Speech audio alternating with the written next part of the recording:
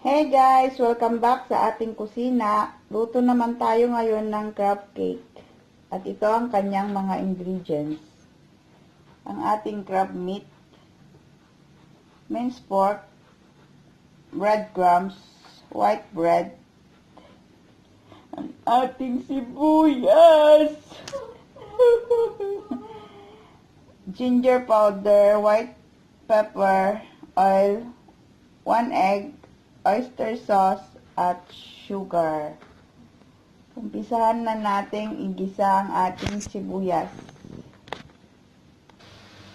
Ayan, igisa na natin ang ating sibuyas hanggang maging light brown.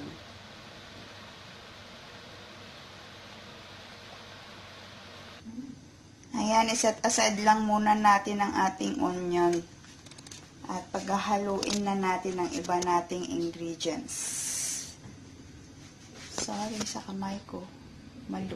Malikot na kamay. Halo na natin ang ating minced pork, ating crab meat.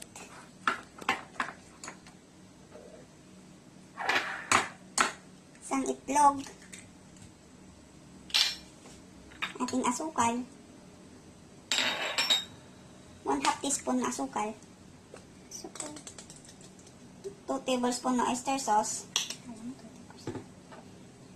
Ginger powder na hindi pa bukas.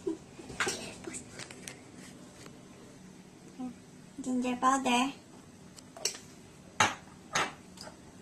White pepper. Tapos, himayan natin ng 1/4 nitong white bread. Himay. Pampakapit daw. Ganda yun.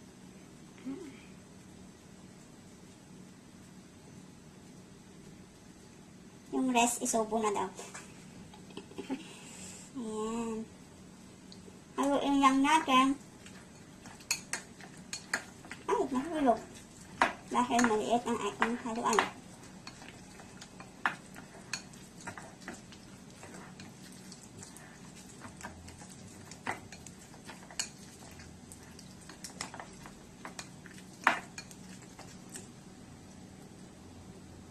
May balat.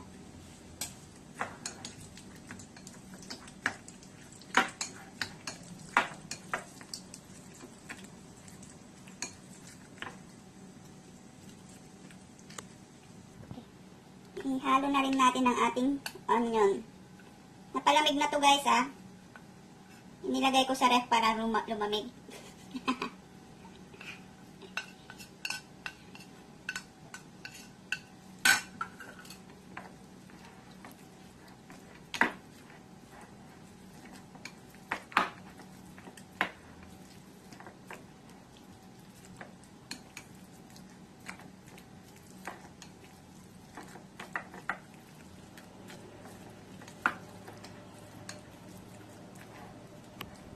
Ayan guys, hulmahin na natin ang ating crab cake.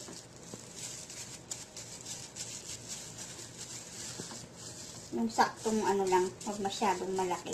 Bite size. Hindi naman siya bite size. Grabe namang bunga nga to.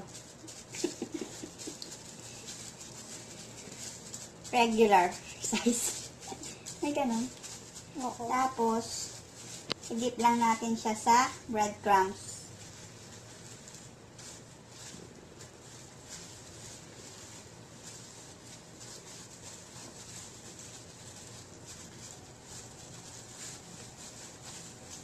Coat natin siya ng breadcrumbs.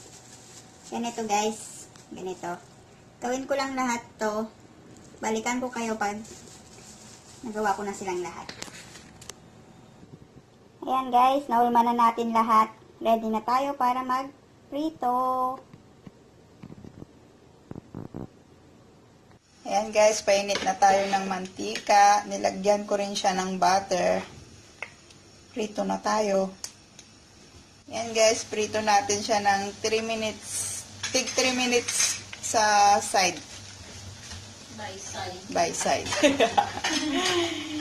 Balikan ko kayo mamaya.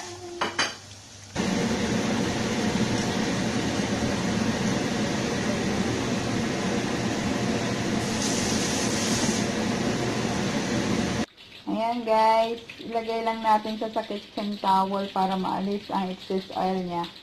Na-ready ko na rin ang ating lalagyan mamaya. Ito ko lang yung iba guys. Ayan na guys, luto na ang ating crab cake. Ready na tayo magpakain. Bye! So, subscribe po sa aming channel. Bye! Hit the bell button. Like, comment if you like our video.